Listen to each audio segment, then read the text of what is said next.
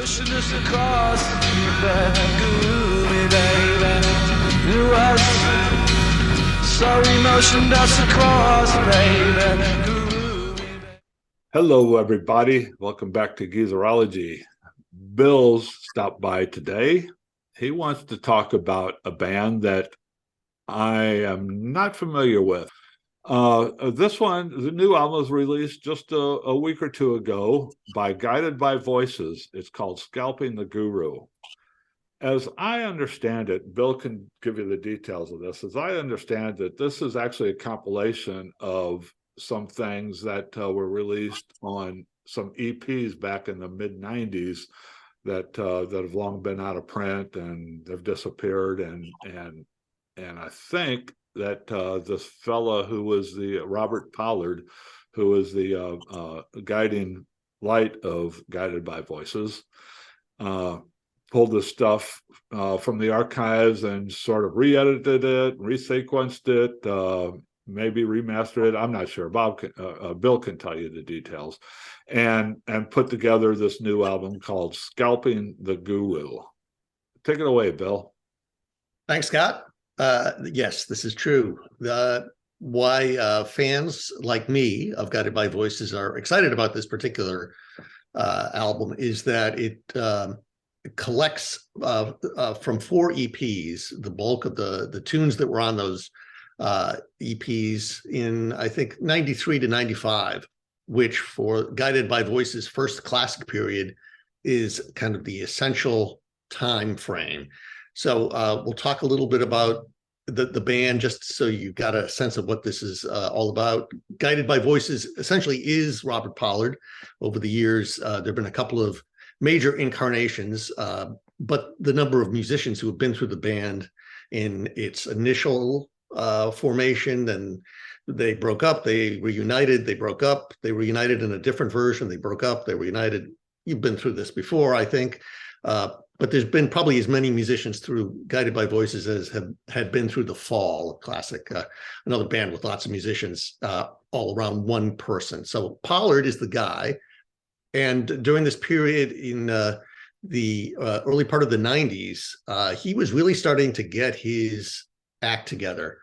The issue, though, is that the answer is going to be provided to the question, what would happen if Pete Townsend were actually a 4th grade elementary school teacher from Dayton, Ohio?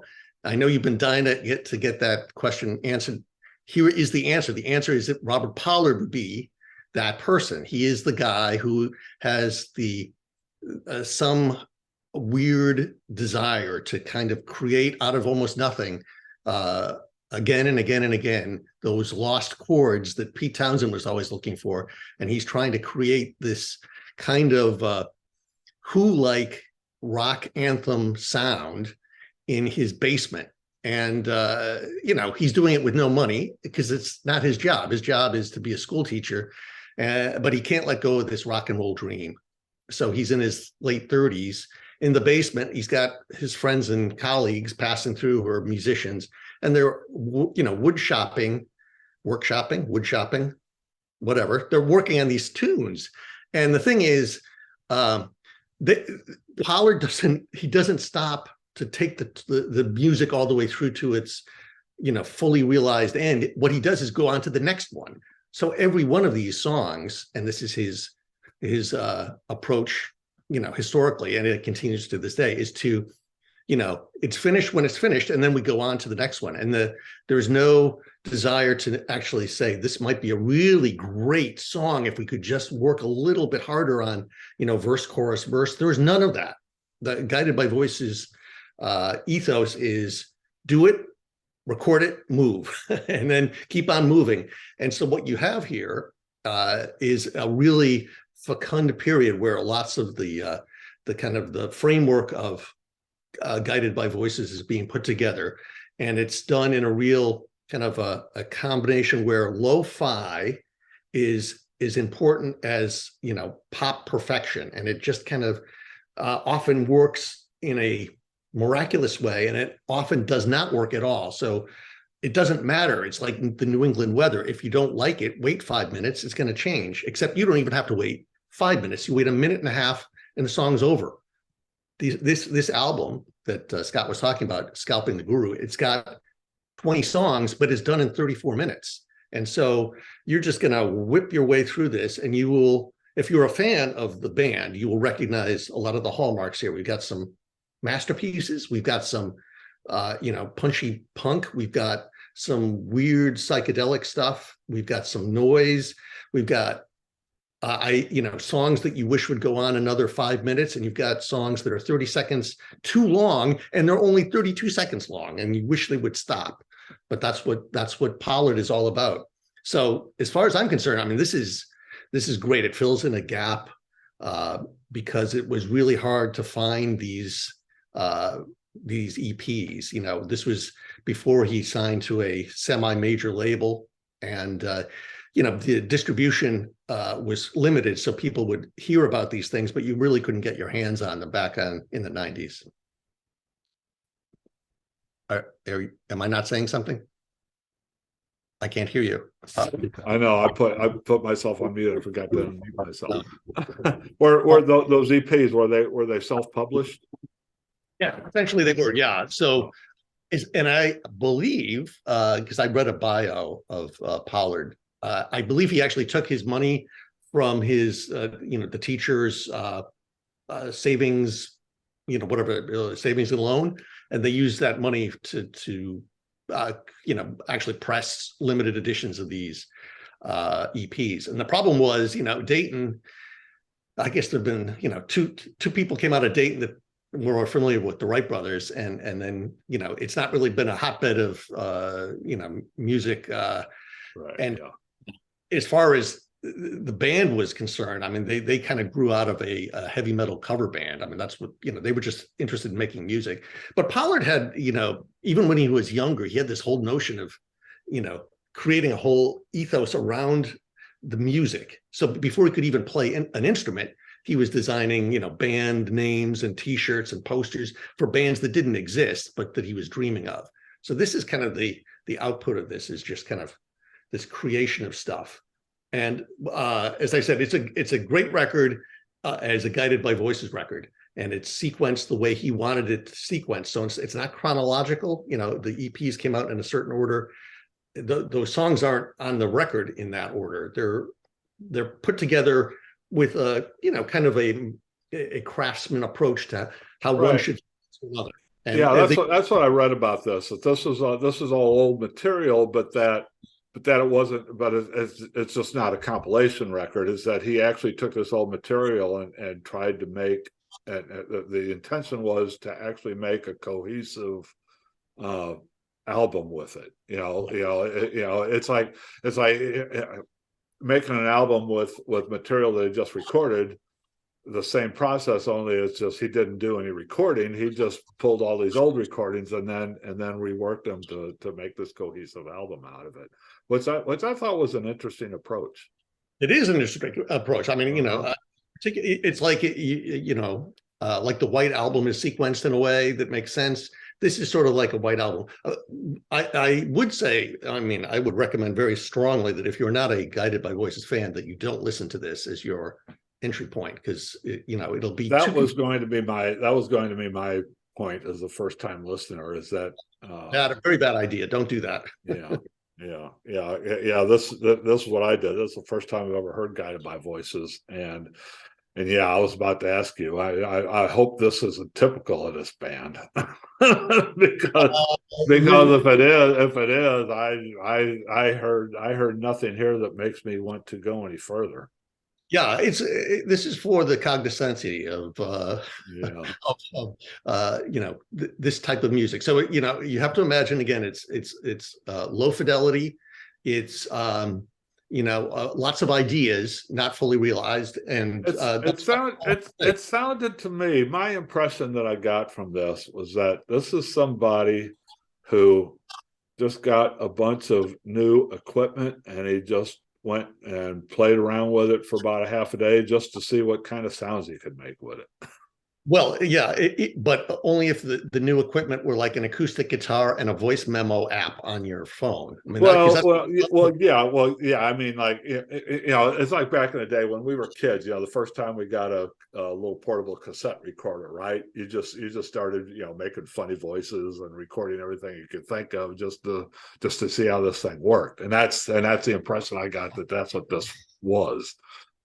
Yeah. Well, I would say if you're to listen to Guided by Voices best, you should listen to. They have a. I mean, it's not a greatest hits because they have never had a hit of any stature, but it's called "The Best of Guided by Voices: Human Amusements at Hourly Rates." It's really quite good. It's a double LP, but it came out 20 years ago, and in the interim, I mean, it's hard to keep track of how many records Guided by Voices has actually put out. He's really prolific. I mean, he's released three albums this year that I can tell. So the band as an entity, again, it's mostly Pollard, but the band has dozens and dozens of records, and then he's got other sideline bands, Boston Spaceships and other outfits that he also does solo albums. So I would say closing in on probably 3,000 songs that he's written, that he actually, has registered. So it's a lot of stuff. And a lot of it, is, he needs an editor. It's like the one thing, you would always say about Prince was, the guy's a genius, but every so often, couldn't somebody step in and say, maybe let's work this a little harder? It's the same thing with Pollard. So if he focused on, putting out high level stuff, he could certainly do it. But he focuses on putting stuff out, which is a different model. So. Yeah. Well, he has something scheduled for 2023 called La La Land. Do you know what that's going to be? It'll be coming out. Yes. What will it be? I mean, will it be like a new record, new Guided by Voices? Well, not. But I mean, is it going to be like another thing like this, or will it be new material or what? New material? Okay. And what's the most I call it I'll use the term proper album. What's the last proper album that he released? He's got Tremblers and Goggles by Rank and Crystal Nuns Cathedral and Scalping the Guru all came out in 2022. Right. So the other two, Crystal Nun Cathedral and Tremblers, that's brand new material. So two new records and one kind of historical snapshot. Okay. So it's not like he's just emptying the vault these days and throwing it out. This is not a typical thing that he's throwing out. No, I mean, in the past they've actually had a couple of, they call them suitcase box sets. I mean, it's where there have been hundreds of songs on them that they kind of just cleared things out. This is all, the band will easily do one album a year, if not two, and sometimes three. They just don't stop. That's a lot, especially this day and age. I mean, bands back 50 years ago would do that, but bands don't do that now. Yeah. I have this book from the library. It's a Pollard biography, and we were talking about how lo-fi the nature of this material is, and during this period, so he gives this the record Alien Lanes, which is one of in the Guided by Voices world, is one of the classic Guided by Voices records, and it comes out in the same period as Scalping, about 1993 or 4. And it says, an engineer scrawled on the Alien Lanes mastering sheet, "This is the poorest sound quality I have ever heard." Bob laughs. "Hey, just master it, dumb fuck. Make it sound like Who's Next." Make it sound like Who's Next. Good line. Anyway, if you're a fan, you're going to love it. If you're not a fan, don't come anywhere near it without the proper precautions being taken. Yeah, maybe when La La Land comes out in 2023. I'm not sure when. I assume it's going to be fairly soon. At the rate that he puts stuff out there, we won't have to wait too long for this, right? hopefully.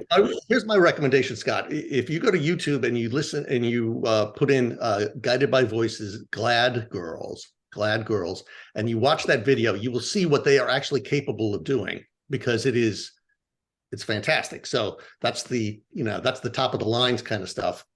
They could do that consistently if they wanted to. I don't think Bob wants to. So so the bottom line here is the review of Scalping the Guru. This is great for the fans, but if you're not a fan, start somewhere else. Okay. Okay. Well, thanks, Bill, for that insight. It's always great to listen to you tell me about a new band that I'm not familiar with. I always learn something from your reviews. Yeah.